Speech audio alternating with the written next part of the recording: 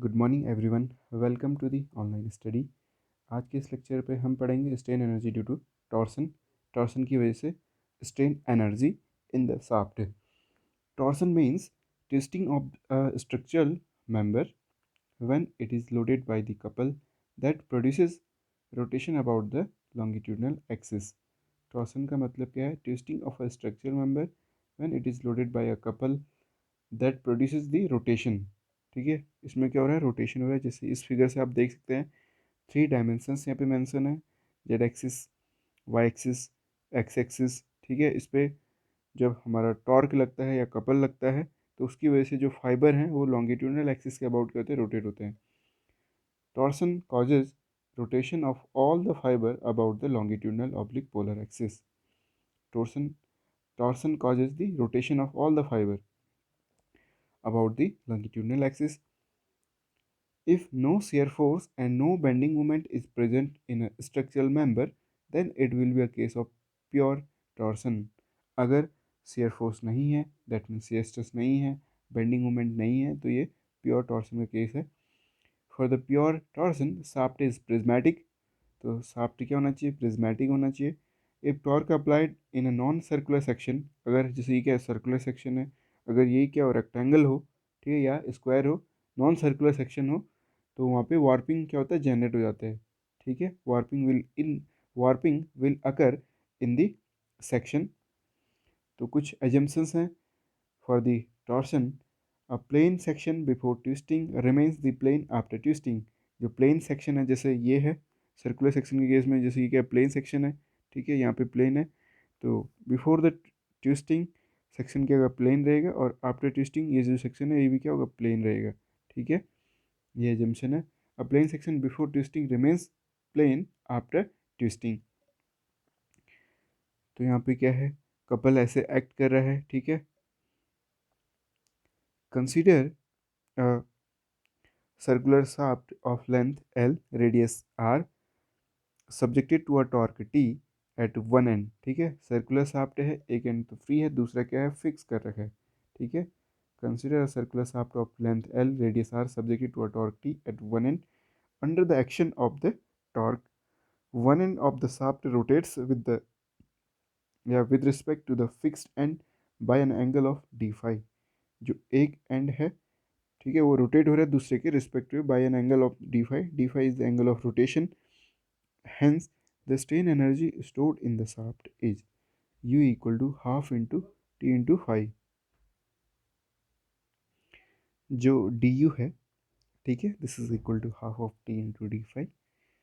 तो this is the strain energy stored in the elemental length. ठीक है, elemental length पे strain energy stored D U है, और जिसकी वैल्यू है half of T into d phi. We know that the torsion equation T upon J. तो torsion equation क्या होती है? T upon J equal to tau upon R equal to C theta या G theta upon L. ठीक है, this is the torsion equation. हमें इस equation का यूज करना है, और जो एंगल ऑफ रोटेशन है या एंगल ऑफ ट्विस्टिंग है वो हमने कैलकुलेट करना है यहाँ से। तो d phi, this is the angle of torsion या angle of twisting. D phi equal to T into small elemental length के लिए क्या होगा? डी एस लिखेंगे, और अपॉन जी इंटू जे। तो this is the T d s upon G J. यहाँ पे जो जी है शेयर मॉडुलस है of the shaft material, and J is the polar moment of inertia. J है पोलर मोमेंट ऑफ इनर्शिया। और substituting the d phi, substituting for d phi from 2.27 in equation 2.26, तो we obtain the d U equal to, ठीक है, तो elemental length के लिए जो strain energy stored है कितनी हो गई? T square into D s upon two G J.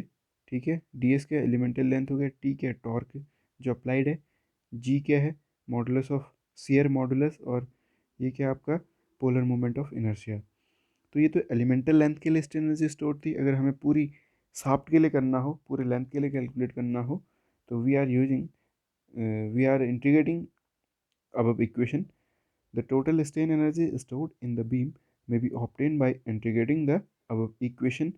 The total strain energy U equal to integral 0 to L T square 2 Gj upon ds.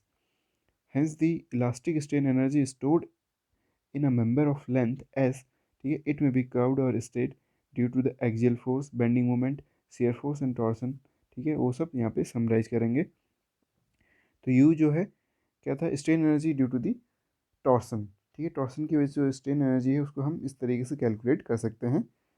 Now due to the axial force, तो सबकी एक list बना लेते हैं। Due to the axial force जो strain energy वो कितनी है, integral 0 to S P square upon 2 A E into D S, ठीक है। तो जो एस है वो क्या है, लेंथ की लिमिट को बता रहा है। तो एलिमेंटल लेंथ के लिए क्या था, ये है वैल्यू, तो टोटल के लिए हम क्या कर देंगे, इंटीग्रेट कर देंगे, ठीक है।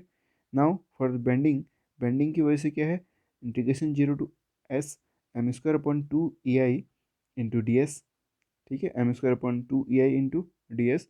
और due to the shear the strain energy is equal to integral 0 to s v square upon 2 ag into ds, ठीक है। Due to torsion the strain energy stored in the bar is the integral 0 to S T square upon 2 G J into D S.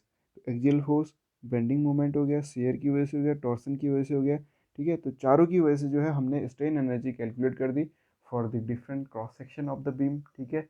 तो अलग अलग cross section हो सकते हैं, तो उनके लिए हम स्ट्रेन एनर्जी ऐसे कैलकुलेट कर सकते हैं।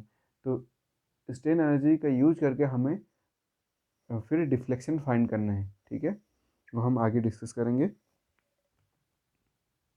जो strain energy due to the torsion है, इस पर एक टर्म है जे, ठीक है। पोलर और मोमेंट ऑफ इनर्शिया क्या होता है, इसको हम कैलकुलेट कर सकते हैं आई जेड जेड, ठीक है। This is the polar moment of inertia, this is equal to I X plus I Y, ठीक है।